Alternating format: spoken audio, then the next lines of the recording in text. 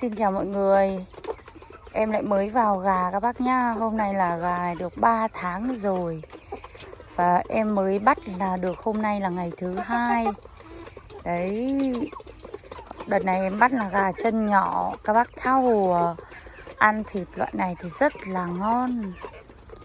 Mai kia thì mấy tháng nữa nó bắt đầu nó vào đẻ là em bắt đầu em bán các bác nhá.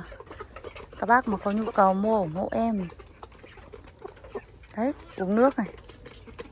Em bắt hơn 50 con. Đó các bác ạ.